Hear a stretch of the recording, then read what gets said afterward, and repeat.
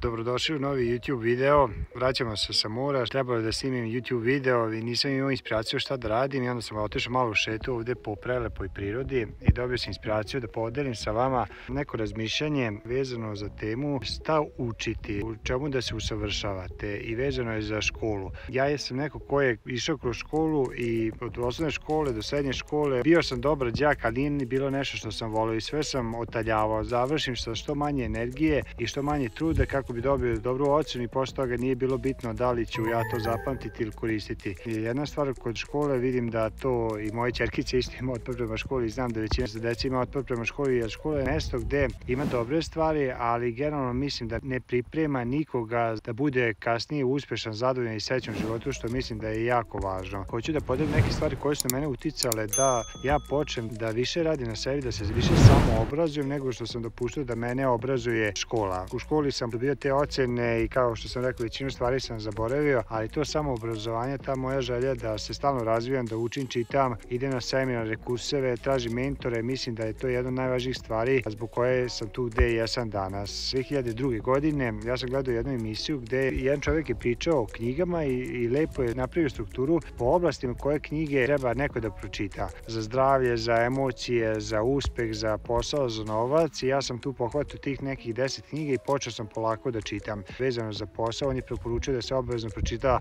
Bogati otac, siromašni otac od Roberta Kiyosaki, i ta jedna knjiga je u meni usadila tada ideju da ja ne želim da budem zaposlen, pošto u toj knjizi, ako ste čitali, imate tamo onaj kvadrant kako ljudi generalno mogu doći do novca. Leva strana kvadranta je možete do novca doći kao zaposleni ili samo zaposleni, i desna strana kvadranta je ako imate svoj biznis ili kao investitor gdje novac radi za vas. I meni se tu ta ideja mnogo svidela i proširila je moje vidike, jer u tom momentu pre te knjige nisam uopšte o tome razmišljao. Mislio sam da je normalan put doći do novca u životu, kao što rade moji roditelji, kao što rade moje okruženje. Nađete posao, odradite mesec, dobijete platu i to je to.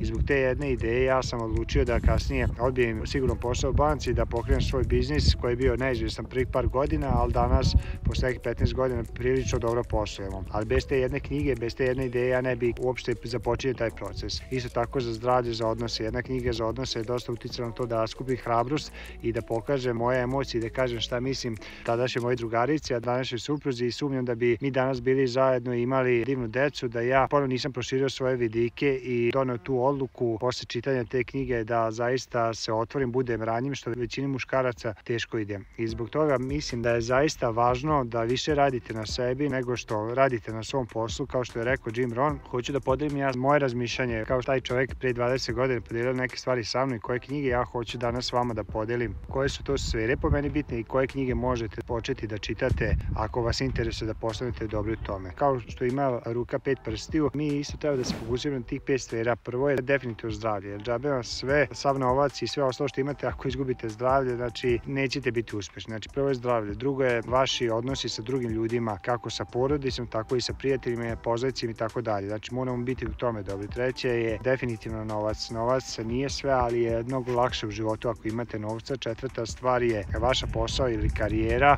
biznis ili svrha, kako ja to volim da kažem. Peta stvar su vaše emocije. I to je nešto što nas niko nikada nije učio u školi. U školi se uče neke opšte stvari, gde se koja zemlja nalazi, koliko ima okeana i tako dalje, ali ovo je nešto što ćemo svakodnevno koristiti i mislim da je krucijalno važno da pročitate bar 1, 2, 3 knjige za početak i da se usavršite, da vidite da su to isto sistemi i veštine koje možete usavršiti ako trenutno danas nemate rezultate. I što se tiče zdravlja, generalno kod zdravlja imamo vezano za ishranu i vezano za vežbanje. Prva knjiga koju sam pročitao u vezi zdravlja, koja je isto uticala na mene i skrenuo pažnju da se zdravije hranim i da postoji i drugi načini ishrane, a ne samo onako kako sam od malena jeo i naučio, jeste Živjeti bez bolesti. To je jedna kratka knjižica koja je bila prva u nizu, posle toga sam još čitao tako neke knjige vezano za ishranu da bi bolje razumeo šta mi sve unosimo, gde se šta nalazi, i onda sam polako proširivao tu temu, ali se nisam mnogo zadržavao. Ne Živjeti bez bolesti recimo govorila o presnoj i hrani, tad sam pokušao da presečem i da krenem sa presnom hranom, ali nisam dugo izdržao i onda sam shvatio da ne treba slepo usvajati ono što piše. Treba pročitati i jednu i drugu stranu i posle doneti odluke i onda polako testirati i vidjeti šta za vas funkcioniše. Ja sam danas našao neki vid iskreno koji meni odgovara, koji mi omogućuje da veći deo dana imam energije,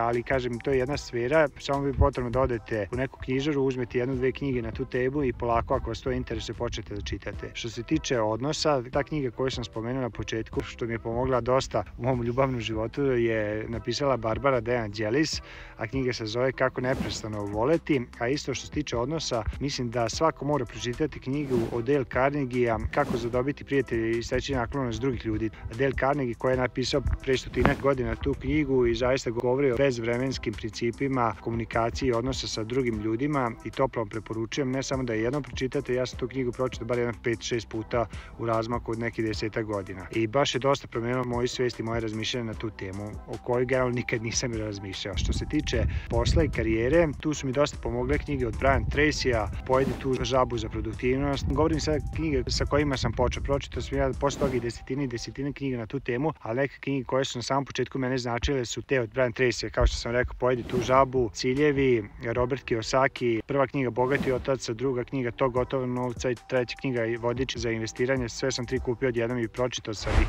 Tako da je to neiscrpan izvor tema i imate zaista dosta kvalitetnih sadržaja i na netu i u knjižarama. Kod novca je veći deo kako mi mentalno igramo tu igru i kako vidimo taj novac nego šta mi radimo u stvarnom svetu. I prvo treba namestiti našu glavu za novac pre nego što počnem bilo šta radim u spoljašnjem svetu i tu mi je dosta značila knjiga od Harva Ekera Kako razmišljaju milioneri. Tu ima i taj jedan princip u kovertama koju sam već snimao nekoliko videa na tu temu. Kad svaki dinar dobijete, kako posle da ga raspoređujete. Iz te knjige sam dobio inspiraciju, ideju da to primenim kod sebe. I za kraj, emocije su nešto što zaista mislim ako ne uspemo da ih prepoznamo i da ih mi sami kontrolišemo, može nam dosta otežati život. Mi većina ljudi imamo 3 vrste mozga. Imamo životinjski, reptilski mozak koji je s nama od našeg početka, imamo taj sisarski mozak i imamo taj retikularni korteks koji nam omogućava to da budemo svesni da razmišljamo, koji nas odvojio od drugih životinja u životinjskom stvarstvu, ali ono što je najveća dominacija jeste taj reptilski i sisarski mozak gde većinu stvari dalje, bez obzira koliko mislim da smo logička bića, ipak smo mi prevashodno emocionalna bića i većinu odluka donosimo emocionalno i nekad reagujemo u momentu, posle se kajemo zbog toga i mislim da je jako važno da proširite tu svoju svest o vašim emocijama. Dobra knjiga na tu temu je Emocionalna inteligencija, a još jedna dobra knjiga ako imate osjećaj strah u životu ili stalno ste pod nekim pritiskom, imate neke brige u svojoj glavi, odlična knjiga isto Dale Carnegie koja je napisana pre 100 godina jeste Kako živeti u životu i zaboraviti brige. Tako nešto se zove i zaboravio sam jednu isto jako važnu knjigu koja se tiče i novca i financija i emocija, jeste Misli obogati se od Napoleona Hilla.